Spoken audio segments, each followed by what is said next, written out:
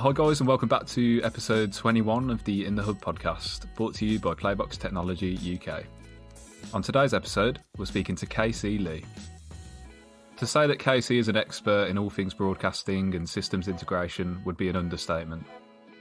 KC heads up Amrick Solutions, based over in Malaysia, working with both private and government broadcasting operations to provide the most beneficial workflows for them.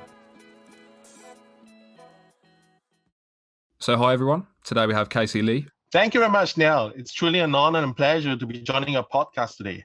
We'll just get straight into the questions then, if that's okay with you, KC. Yeah, sure thing, Neil. I'm excited. So how did you get your start in the broadcasting and media industry, KC? Well, I got my very first brush with the broadcast industry when I first started my career with you guys as a business development manager with Playbox Technology, back then since the year 2010. Yes. And I got along very well with selling many of your channel boxes to various broadcasters from all over Southeast Asia. After a while, I was confident enough to branch out on my very own after learning all the bolts and nuts of broadcasting and form my very own system integration company instead, known as Amrick Solutions since 2013. Awesome. Sounds good, Casey. So was broadcasting something that you were always interested in from the very start? Well, initially, I was having quite a hard time trying to figure out whether I'm in the right industry. Yeah, I get it. But once I got the hang out of it, it's actually a pretty exciting world out there for broadcasting, with technologies that never stop evolving. It never fails to excite me all the time, being a technologically inclined person. And I never look back after, since helping all my customers to integrate various systems on their broadcast workflow throughout the years. And as the saying goes, the rest is all history. Love it, Casey. So in today's episode, I think we're going to talk a little bit about starting an OTT over-the-top service from scratch. Yes, that's right, Neil. This is actually a very exciting topic, and in fact, very relevant for today's and tomorrow broadcasters. Well, in the very beginning, almost 15 years ago, when we first mentioned about OTT, everybody's like thinking, what's that? Is it onion over the toe? But we all know Netflix, of course, which is the very first successful OTT startup since 2007.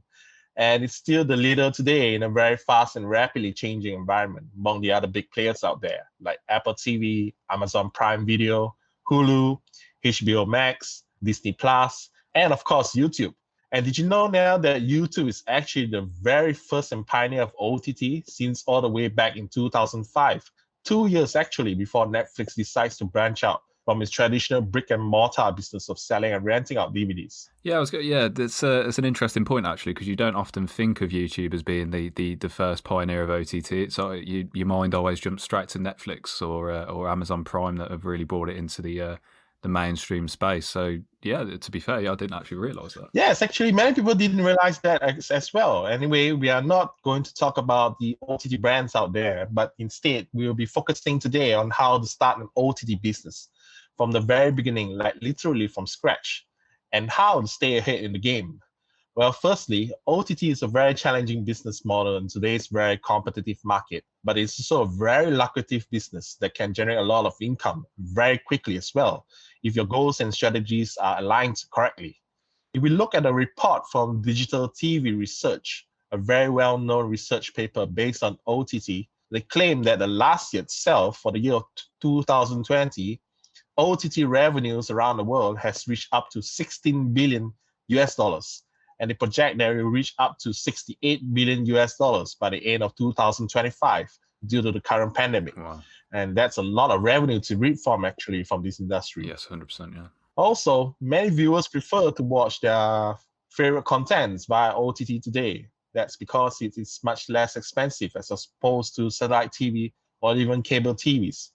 Anyway, to begin with, you will certainly need to know which market segment that you want to target in specifically. Some people do come up to me and say, hey, KC, we want to start an OTT business. And then I say, oh yeah, that's great. Which market are you targeting in? And then they got clueless, and some even says, well, we want everything. Yeah, wouldn't we all, Casey? Wouldn't we all? So yeah, I guess fundamentally then it's you hear it quite a lot, but content is king, isn't it, Casey? Oh yes, that's right. Now content is always king, and then network is the queen also. Without one or the other, your OTT business is not going to bode well, and before long after, you realize that you have to close shop even before you establish yourself in the market. So, well, plan well in advance. Go to the drawing board and write down which sort of market segments are you going to tap in. And they can be broken down very easily to geographic, demographic, psychographic, and behavioral. Once you have established that, next comes the type of contents that you're going to deliver to these market segments. If you have trouble defining which market segments are you going to tap in, one good way is to look at the competitors out there and try to identify their market segments and those that they don't really focus onto. And well, there you have it. You will certainly be able to come up with a market segment that those big brands really have ventured into. I always tell my customers that there's always a niche market segment of contents that you can tap into. In the OTT business, there are three main ways to monetize your business, known respectively as SVOD, Pvod, and AVOD.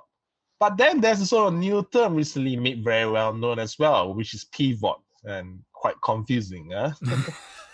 Yeah, it's starting to get a lot of VODs, isn't there? It's so yeah, it can be confusing for sure. So for anyone who might not know about these terms, could you tell us a little bit more about what SVOD, TVOD, AVOD, and PVOD? What do these terms actually mean?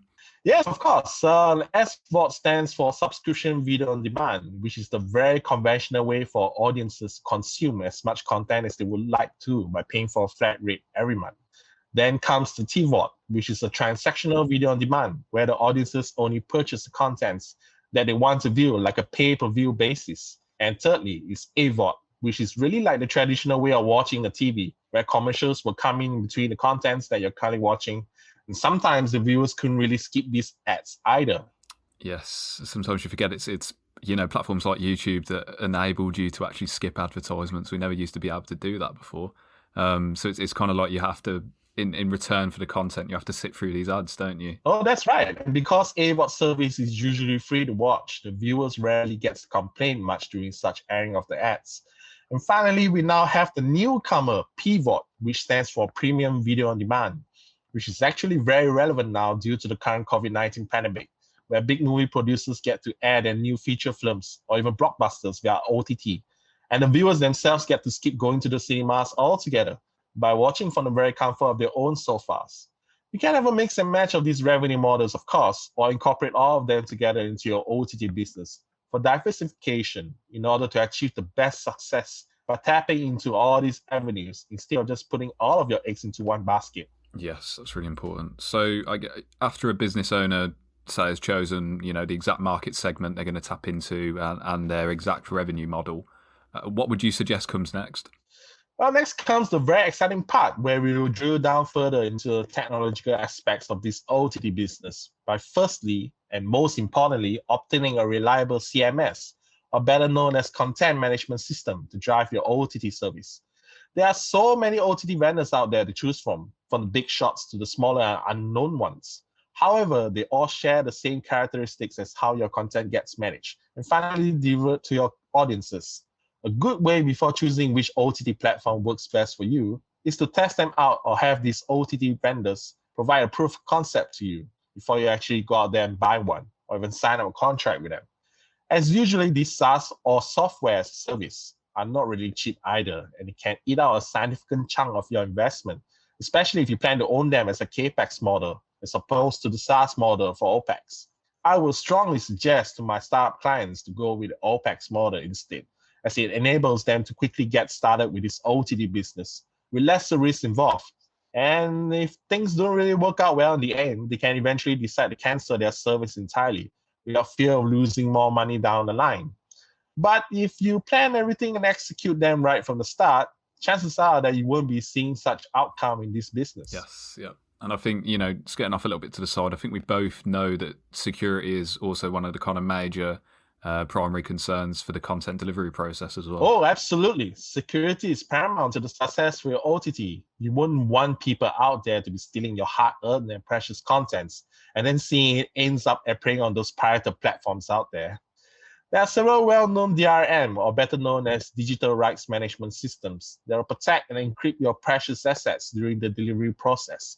Still, it doesn't mean that with this DRM, you're 100% fully protected either. So I wanted to branch off that a little bit further. I think, you see it especially nowadays. There's content called content pirates. They're really quite creative in the different ways they steal content at the moment, aren't they? Oh, yes, correct. You have no idea how these guys can always manage to do it. But at least you will have some sense of insurance over your OTT business with a DRM in place compared to none at all. Yes. It will make it harder for these guys who don't really know how to steal your encrypted contents. Otherwise, you could lose your business very quickly to these pirates. Furthermore, with the DRM in place, even if these pirates are able to somehow steal your content, they can only do so by delivering them in a very low quality format.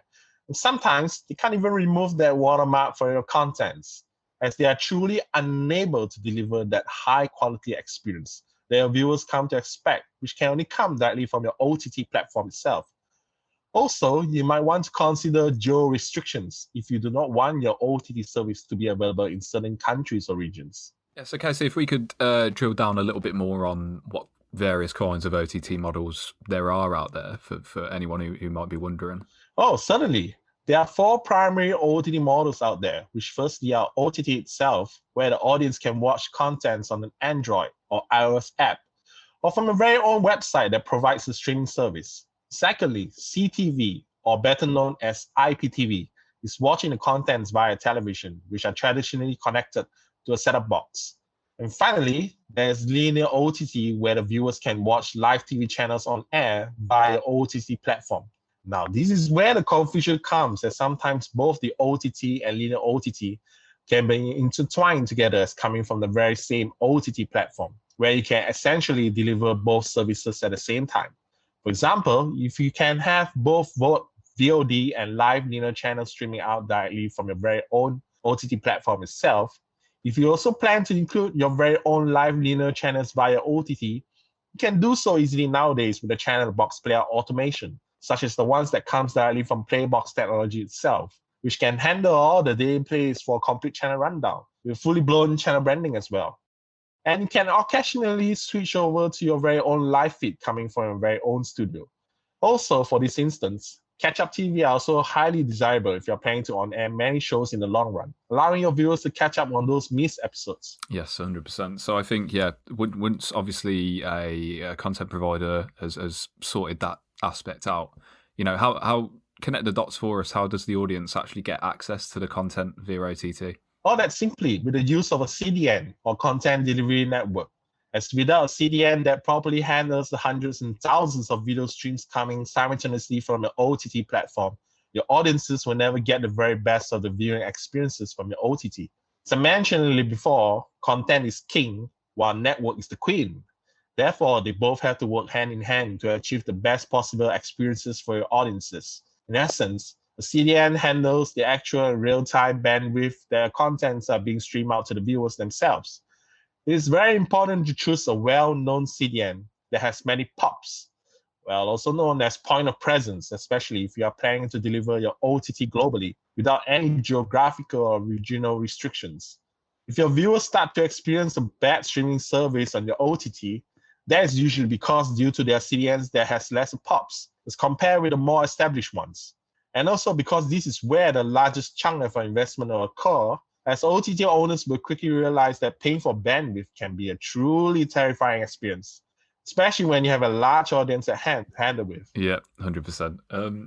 So for anyone who might not be sure, is there a limit? What sort of video formats can we deliver via OTT? Oh, yes. This is a crucial part in maintaining a good OTT experience for customers. Well, to begin with, if you have SD contents, you might want to upscale them very near to HD, like a 720p format. And if you have HD contents, you can go with 1080p, while for 4K contents, which are highly desirable nowadays, go up to 2160p instead. This is where the CDN will come in handily, as it will automatically compensate the delivery of the content itself based on the viewer's internet connection. Also, your contents need to be able to be understood by a wide range of viewers. You plan to target a worldwide audience. One way is to perform yourself or pay for audio dubbing and subtitling services of your contents, and then have them embedded with multi-track audio, subtitles in various foreign languages. And not forgetting to have the option for surround sound formats as well, such as Dolby Digital, DTS, or even THX. Yeah, so just moving on slightly, Casey, in terms of streaming protocols, how many types of streaming protocols are out there and exist for people? Oh, well, this is actually a very true and deep and confusing topic. Yeah, I bet. I bet. But I'm just going to touch on the surface. And initially, there was only three favorite ones, which are UDP, RTMP, and RTSP. But with today's ever-growing technologies, we now have a variety of streaming protocols at our disposal, such as the newer adaptive bitrate streaming technologies, like the HLS, used by Apple, MPEG-Dash, mainly used by Android devices, MSS or Microsoft Smooth Streaming, Adobe HDS, and some newer technologies as well, like SRT or WebRTC. The thing is that we don't really need to remember or delve so deeply into all of these protocols, as they are certainly very technical in their own universe.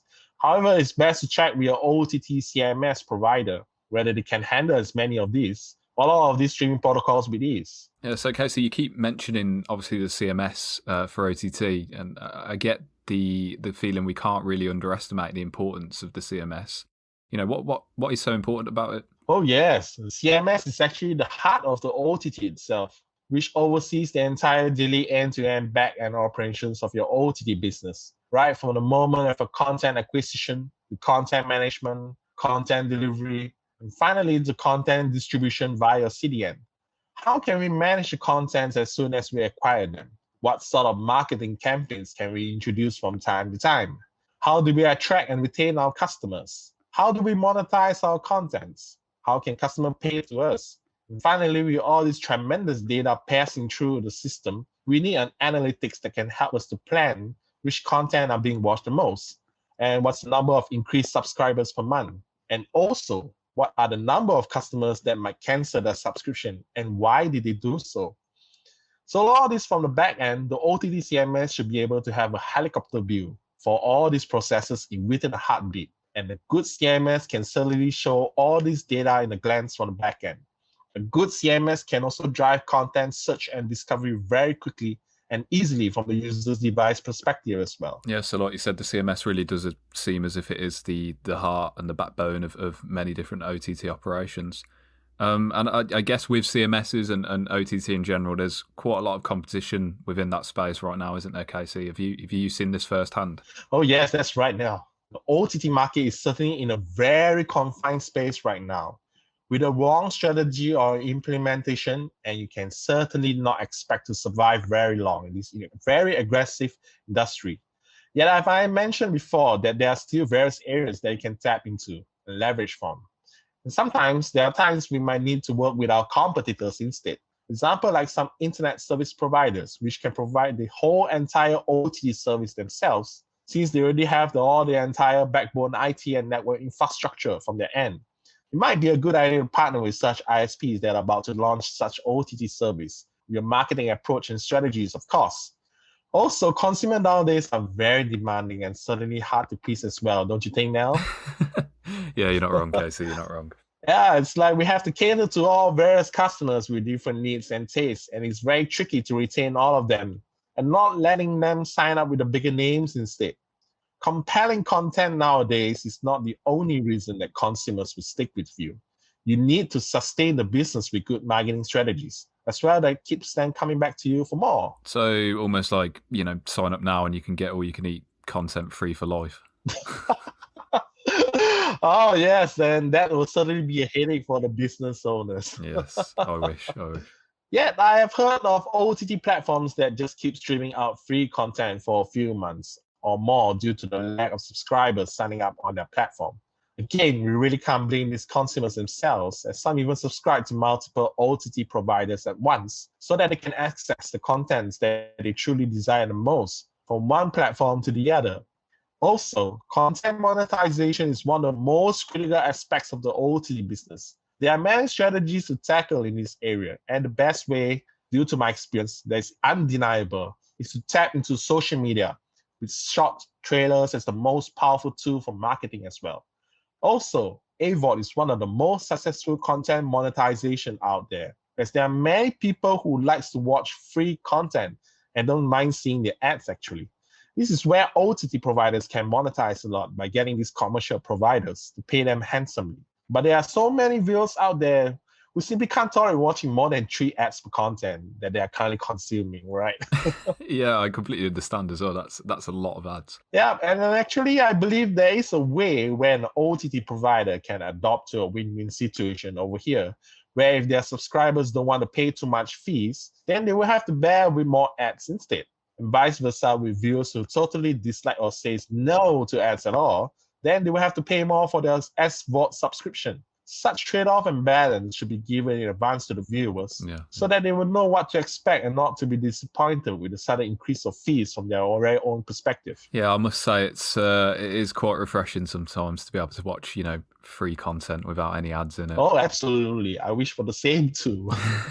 Yeah, I can't blame you. But still, there are some finicky audiences that prefers to watch their content with no ads at all. And these are the ones that don't mind paying more for a premium SVOD package, actually. In my experience of working with so many OTT projects out there, business owners who implement both AVOD and SVOD models are the ones that reaps the most income out there. Yeah, so, could you tell us a little bit more about what sort of features an audience would always want from their OTT viewing experience? Are there any features that crop up in every OTT platform that need to be there? Sure. The user experience is also very critical here in this business, not forgetting. A solid video player or an OTT app should include all the usual features, such as their favorite shows and channels popping up all the time based on their movie preference or show preference. And sometimes they will like to be able to download them as well so that they can watch them offline.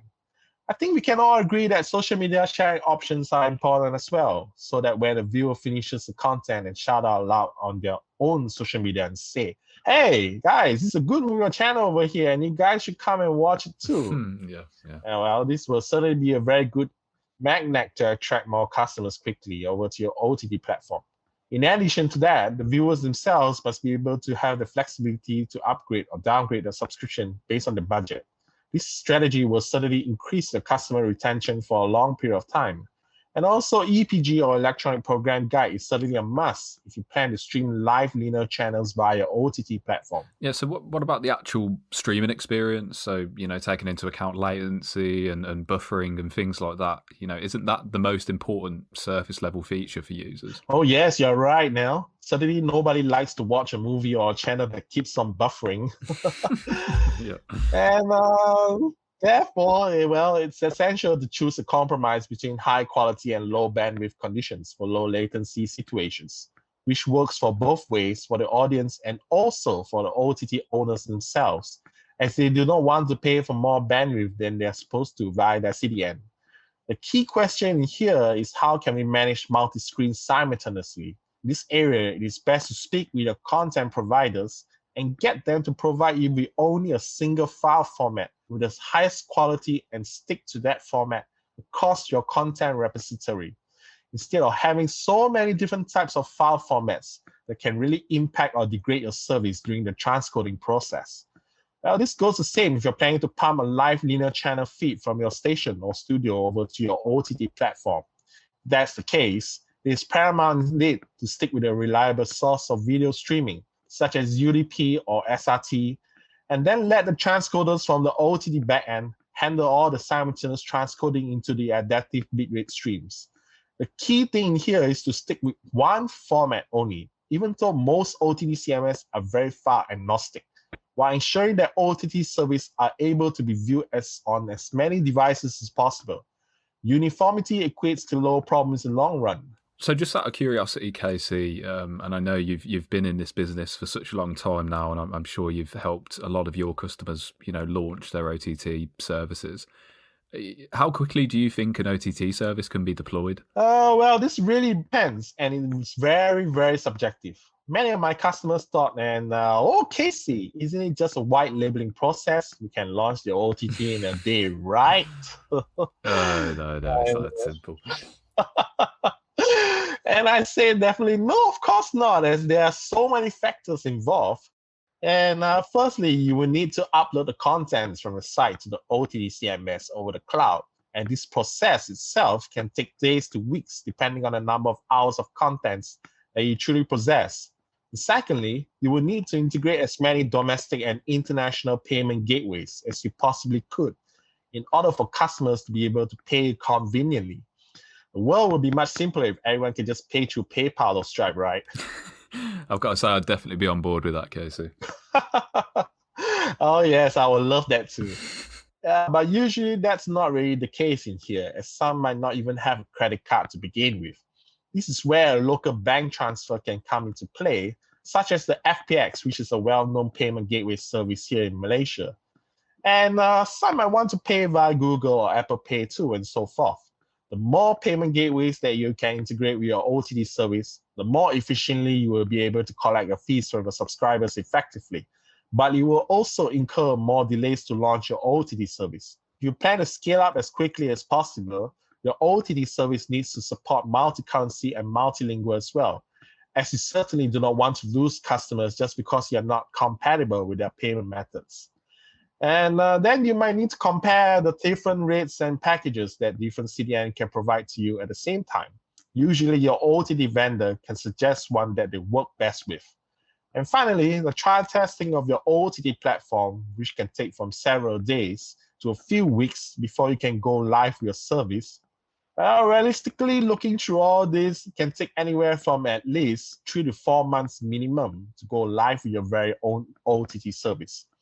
And also, you will need to check with your OTT vendor whether can they provide you a disaster recovery approach or business continuity plan as well, in case your OTT service goes down and unexpectedly, and whether can they guarantee something like a 99.97% uptime service throughout the entire SLA contract as well. Casey, in your experience, do you think the OTT owners, OTT content owners should manage everything via the cloud or from their own premises? Well, that's a very good question now. Again, it really depends on which business model are they planning to adopt with.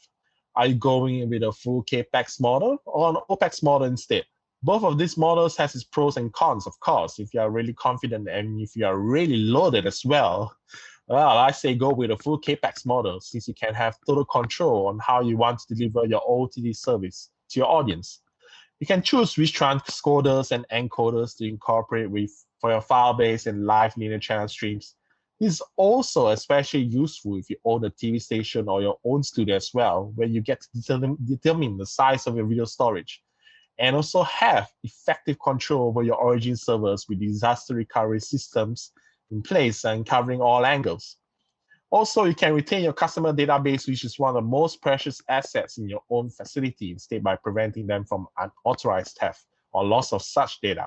By purchasing the CMS and CRM systems yourself, your only concern will just to pay for CDN in the long run.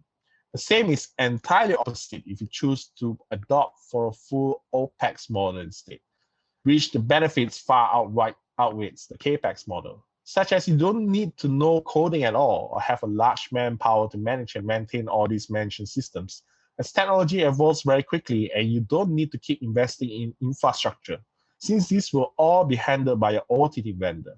You do get direct support from your OTT vendor as well, and almost all the fundamental process are being handled by your OTT vendor, such as the video transcoding, the payment gateways, which are all done over the cloud, leaving you to solely focus on your marketing and content acquisition from time to time. And you can also start up quicker with lesser investment, and you can cancel once the contract ends with your OTT vendor, and if you feel like you are hitting a brick wall on the other side. However, if you can adopt a certain mixture of CAPEX and OPEX models together, like a hybrid business model, well, that will certainly be the most ideal way to go with. Yes, and say you as a business, you've figured all this out. You've got your service deployed, your OTT service deployed. What's the next step after that? Oh, customer retention. I always keep telling my customers, customer retention. Yeah. Always keep your viewers stick with you. And one more. You can even throw in some freebies too from time to time. Yeah. Well, it's also ideal to have an online marketplace running side by side with your OTT service, where you can allow your audience to purchase film memorabilia attached with your company logo on them as well. Yes, I've got fans of popular shows and films. They do love merchandise, don't they? Oh, absolutely, especially those really fancy ones. Yeah. Anyway, the analytics are very important as well, and it's also one aspect that every OTT owner should never overlook. With all the geolocation data and statistics generated in a single comprehensive report, OTT players can quickly adapt to different marketing strategies or tactics to harvest more revenue, or even to counter or minimize the loss of revenue, or even subscribers in the long run. You need to stay ahead in the game from your competitors with such data. You will also need to ensure that your customers can reach out to you quickly and easily via online support, keeping them happy and all sorted out if they encounter any issues along the way. And finally, it's all about doing what's right and keep doing it right. Try not to diverge into unknown areas or territories that are not proven to work at all, as this will only increase the risk of losing your loyal subscribers.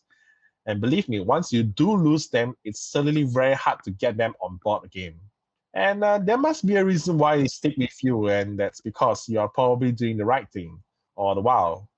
With a little patience and with the right strategy and tools, you can expect to keep reaping the huge benefits from this business.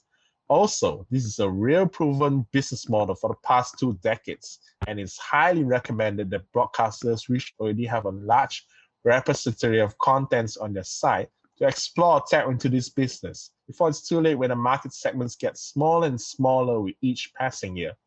And well, as the old saying goes, it's either now or never. Yeah, you're right there, Casey. I think, OTT in itself is a really exciting topic, and we love to chat about it. So for the audience here would like to know more about OTT Solutions, how can they reach out to you guys? They can head over to my website at www.amrick.com.my, or send us an email through sales@amrick.com.my. Awesome. So thank you very much for your time, Casey. It's truly a pleasure to have you on here with us today, and thank you for lending us your knowledge on the topic. It's been great. Thank you very much, Nell. Same goes to you, and I hope you have a good week ahead. You too, Casey. Have a good one.